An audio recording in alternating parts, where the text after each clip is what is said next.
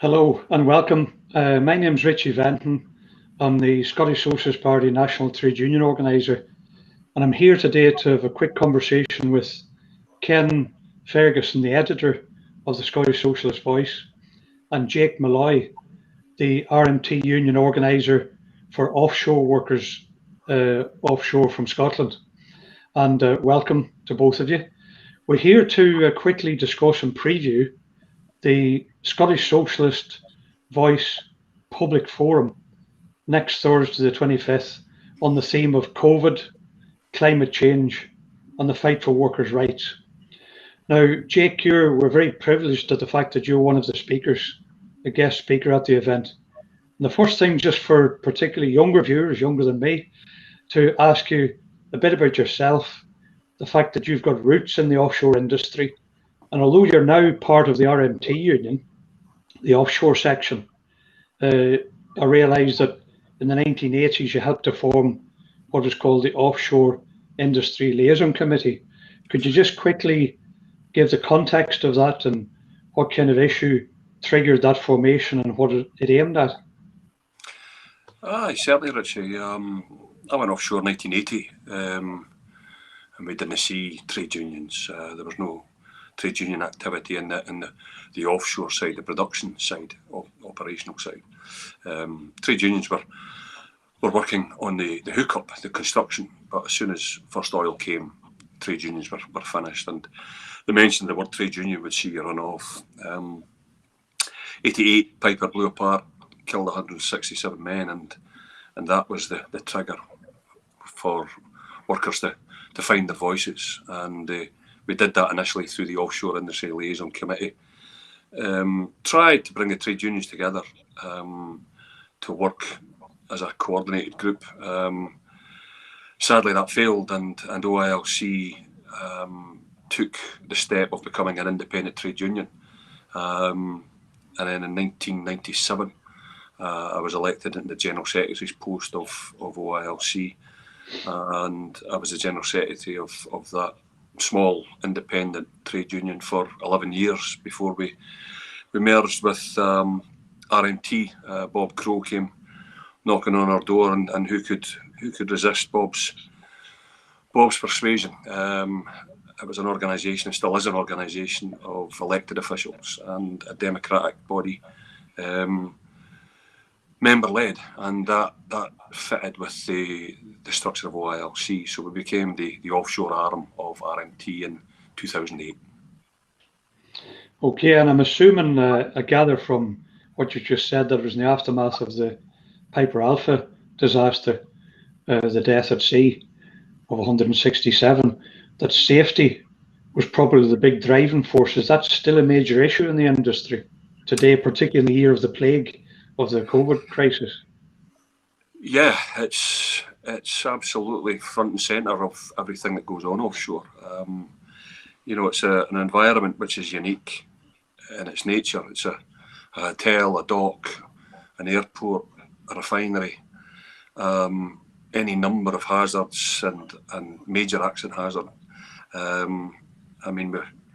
We had an event just 2 weeks ago with a poor lad for Dundee, lost 3 fingers on his hand. It could have been a lot serious, but a lot more serious. So yeah, it still remains very, very serious, and in these COVID times, it's even more critical. And it's created its own unique aspects. Obviously, living in a close environment, and that has meant, of course, that a third of the workforce has been laid off. A third of the workforce has had to be removed in order to meet the whole social distancing and try and keep the virus under control in that environment, that enclosed environment. So it's been a year unlike any other year I've ever encountered in 40 years plus the offshore sector. And what kind of numbers work in the sector? Right now, we're down to probably the lowest number there's been, certainly since I got involved in the offshore sector. We're down now into the low 20,000 offshore. But onshore, there's a massive support. I think Oil and Gas UK figures put it at around 270, 300,000 people involved in the industry. But offshore, specifically oil and gas, we're in the low 20,000 mark. And has it been job losses during COVID, or is it more a case of furlough, or what? Initially, it was furlough, but because of the scale, the numbers, and because of the contractorised nature of offshore, a lot of these contractors were already squeezed to the bone by the major oil companies. Profit margins were reduced to virtually nil. Most of them working on a non-profit making basis, literally, for a lot of them. So furlough, because there were still employment costs and because of the sheer numbers, didn't last long. It only ran until around August last year, and then the redundancy started. We estimate currently between 10 and 12,000 have gone from offshore in the last year. Oil and Gas UK estimate that before the end of this year we could see as many as 30,000 being cut across the sector. Well, obviously at the forum next Thursday, there's kind of twin themes. One is fighting for workers' rights, but in the context of both COVID and the climate crisis. And I know Ken in particular has a particular interest and knowledge of that field. Is there anything you want to raise in that respect, Ken? Yes, Jake. What I'd like to explore with you is how a just transition, which is a fine slogan, and as we've already touched on, has generated quite a lot of rhetoric but not very much action. What does that mean to workers that you represent? I'm mindful, for example, that working class people have reasons to be wary about some of these policies. I think of the miners who were just unceremoniously dumped, having kept this country going for 200 or 300 years. And there must be there's at least elements of the environmental movement who don't actually, in my opinion, have a very high understanding of the role of the working class in climate change. So I'd be interested to explore. You've mentioned to me in the past about the skills of your members being adaptable and change, and could be doing change things. What do we need by way of skill change, and how would we go about ensuring that your members transition from pumping oil to harnessing wind or tide, whatever it is?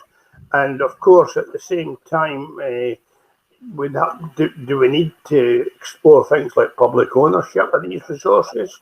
Can we trust oil companies who are busily painting themselves green at the moment, and so forth? So your view on that would be something I'd like to explore in detail at the forum, but maybe you could touch on it now, please. Yeah, well, I'm pretty sure we can develop it in the forum, Ken. But I think in short, the skills are there. The skills which the oil and gas workforce have are easily transferable into wind, into hydrogen, into carbon capture, and all of these other green, sustainable developments. The difficulty we've got that we're seeing right now is that regrettably and unfortunately, we're seeing what played out with big oil being played out with wind. The opportunities for workers are very limited. We haven't built a turbine yet. We haven't built the foundations of a turbine. We haven't built a single blade. Everything's been constructed in the Middle East and the Far East and being put on the back of ships and sailed around here and then installed with barges which are using regrettably exploited labour a lot of the time from the Philippines, India and China. What do we need? We need an intervention in terms of licensing. We need to ensure that domestic content and pay conditions are there. We need, obviously, the Scottish Government to uphold the principles of its Fair Work Convention and allow workers to transition over to avoid the scenario that you mentioned with the miners. There's, as I say, over 200,000 currently supported by this industry, and it's critical that we allow these workers to move into that sector. And I think on the public ownership, I think speaks for itself. You know, that we've got the biggest, one of the biggest players in wind right now is Equinor. Previous name was Statoil, which is the state-owned oil company in Norway, which is the richest country on the planet because it's managed its resources for the benefit of the state. And we've missed that boat. You know, we sold the past when Mrs. Thatcher sold off the British National Oil Corporation. So I think we owe it to society in the UK to take ownership of some kind. We must take a stake in it. We must get a return, and it would deliver for the UK because the opportunities are massive, absolutely massive. If we get it right, we could emulate Norway with green energy. I'm confident of that. Thanks, Jake. Sorry. On you go, Richie. I was just going to ask, has the Scottish Government's actions in any way matched or compared to the promises and the headlines and the rhetoric in that regard? At this moment in time, no. I mean, there's a paper coming out this week just before our event with the Scottish Government's Just Transition Commission, reporting on what they see as the way forward to facilitate a just transition. We all wait with bated breath for that, anticipated it for some considerable time. But at this moment in time, no. There's much more rhetoric and much more theory than there is actual action. And we need action now. We really do need it now. It's passing us by. You know, some of the biggest wind farms in the world are currently being constructed and developed, and little or no transition has occurred as regards the thousands that have been made redundant from oil and gas. Well, unless you have anything else, Ken, I was going to just ask a last question, which is, why do you see that it's relevant that trade unionists in particular, or anybody else, environmental campaigners, should attend this forum next Thursday where you're speaking? Do you see any, what would your reasons be to encourage them? I think we need to have an open and honest debate. I think, you know, I don't have any dispute with the climate change campaigners. We've got a climate change crisis. We've got an emergency on our hands, and we've got to deal with it. But shutting down the North Sea and shutting down oil and gas production in the North Sea overnight isn't going to help. You know, the real problem with climate change is the thousands of tons of coal that are being burned in the Far East, in China, Australia. The ripping out of the Earth's lungs in Brazil and South America and Africa. There's far greater issues that we should be dealing with, and we should manage our sector, our natural resources, as a model for the rest of the world. We can make this work. We can deliver on carbon free in 10, 15 years quite easily if the will to make it happen is there, and we can demonstrate to the rest of the world how it can be done. Society needs to know that oil and gas workers are not the problem here. It's managing resource and managing the transition which is the problem. And if we don't get ownership of it, then we're not going to meet our targets. Okay, thanks. Well, to conclude then, I would say that you've had a taster. It's your starter for 10. Ken produces a fortnightly edition of the Scottish Socialist Voice as the editor. It's got a power of information and analysis and reports from the front line, including articles that Jake has written in the past, and on the issue of a socialist Green New Deal, amongst other things, as a way of recovering from COVID. So I'd encourage anybody watching to take out a subscription, but in the most immediate sense, encourage you to hear the remainder of the vast experience that Jake has at the forum on Thursday. It's a case where we do need to, as he said, have dialogue, discussion about how to tackle this COVID crisis and the climate crisis, both with the same roots fundamentally. but in the interest of the working class majority, not by chucking people in the dole and making them miserable as a result of just shutting them down in the fashion happens with the miners in the past. So thanks for watching.